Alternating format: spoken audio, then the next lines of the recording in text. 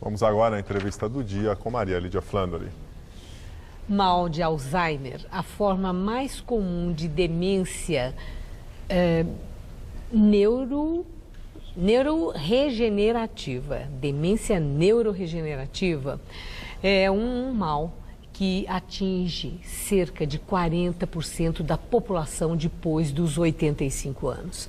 E para falar sobre os avanços da medicina no controle dessa doença, a doença de Alzheimer, nós vamos agora conversar com o médico neurologista Cícero Galli Coimbra, professor do Departamento de Neurologia da Escola Paulista de Medicina da Unifesp. Professor, muito obrigada por o senhor estar conosco. O mal de Alzheimer parece ser muito frequente e a gente percebe isso no convívio, aqueles principalmente que têm o convívio com pessoas mais velhas na família. Agora, acho que é interessante sabermos identificar, porque muita gente, diante de um esquecimento, já acha que pode ser o mal de Alzheimer. Diante de uma mudança de comportamento, já acha que possa ser. Eu gostaria que o senhor começasse explicando o que é e como é o mal de Alzheimer. Em primeiro lugar, sou eu que devo os agradecimentos. Mas isso é uma oportunidade muito boa de estar aqui e explicar a respeito dessa situação. O mal de Alzheimer afeta pessoas principalmente a partir dos 65 anos de idade. À medida que os anos vão passando, mais e mais pessoas vão sendo afetadas de acordo com a idade. Então, aos 65 anos, nós temos 1% da população em estado de demência, perdendo as chamadas funções cognitivas, as funções nobres do sistema nervoso, do cérebro. Se nós chegarmos aos 95 anos, talvez 70% das pessoas nessa faixa etária já estarão acometidas de... E o que acontece? Eu até me atrapalhei com essa palavra complicada, neurodegenerativa. Né? O que é essa situação de degeneração neurológica? Então, hoje nós sabemos, desde 1998, nós sabemos que nós produzimos neurônios novos no cérebro, milhares de novos neurônios por dia, e que nós perdemos neurônios também. Então, a população de células nervosas no nosso cérebro, ela é dinâmica, ela vai mudando. Ao contrário do que se pensava hoje, nós não apenas perdemos neurônios a partir de uma determinada idade, mas a quantidade de neurônios que nós temos no cérebro depende da quantidade de neurônios que, por um lado, nós produzimos e, por outro lado, nós perdemos. Nós começamos a diminuir essa população se nós diminuímos a produção em relação à quantidade de neurônios que é perdida. As doenças neurodegenerativas são caracterizadas por uma aceleração da degeneração que não é acompanhada, não é compensada pela produção de neurônios novos. E o que pode acelerar essa degeneração e que a pessoa produza menos neurônios a ponto de depois se configurar um diagnóstico de Alzheimer? Certo, as causas são multifatoriais, né? Mas existem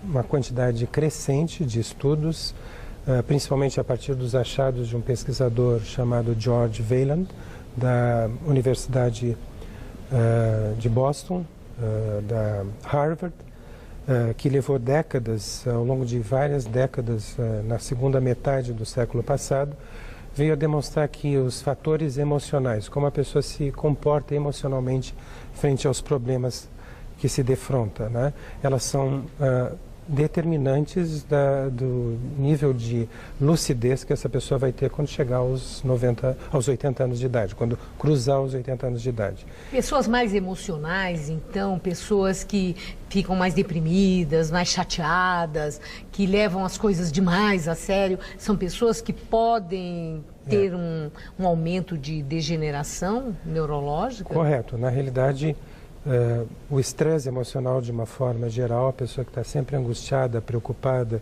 sofrendo por antecipação, nervosas, aflitas, essas pessoas estão prejudicando a produção de novos neurônios. Existe, no caso da doença de Alzheimer, particularmente um sentimento que parece trazer um grande risco de desenvolver essa doença após os 80 anos de idade, que é a questão daquela pessoa que guarda ressentimentos, né? Então, esse hábito de guardar ressentimentos por fatos ocorridos no passado parece ser um fator identificado pelos trabalhos desse pesquisador, que traz alto risco de perda da função cognitiva após 80 anos. Quer dizer, guardar mágoa, guardar ressentimento pode levar a uma degeneração. E, por outro lado, a capacidade de guardar gratidão é vamos dizer assim, uma grande liberadora da produção de neurônios novos. Existe um comportamento específico que foi identificado nessas pesquisas que demonstra que aquela pessoa que tem uma personalidade altruísta e que mesmo após a aposentadoria mantém em prática essa atividade altruísta, essa pessoa praticamente tem uma grande proteção contra essa ocorrência de doenças neurodegenerativas, particularmente do que nós estamos conversando agora, a demência de Alzheimer. Existem também alguns fatores que são muito importantes e que são de origem metabólica. Por exemplo, pesquisas que têm sido feitas nas últimas décadas têm demonstrado que um grande fator que afeta uma quantidade muito grande de pessoas na população geral, na realidade a maioria da população, tem deficiência de um hormônio, antigamente considerado como uma vitamina, que é a chamada vitamina D. Então, é produzida na pele e as pessoas, à medida que vão envelhecendo, diminuem a sua capacidade de produzir a vitamina D por exposição solar. Na realidade, uma pessoa com 70 anos de idade tem apenas 1/4 da capacidade de produzir esse hormônio tão importante para o sistema nervoso e para todo o organismo, denominado vitamina D. Não é uma vitamina, mas tem apenas 1/4 da capacidade de uma pessoa jovem de 20 anos de idade. Esse hormônio controla 10% da nossa carga genética, vamos dizer assim, de uma forma leiga, das funções celulares, inclusive das funções nervosas, certo. E tem a função de manter vivas as células nervosas. Bom, pelo que o senhor nos falou, nesse tempo que nós dispomos, eu quero fazer o destaque nesse encerramento, que eu entendi ser assim uma advertência.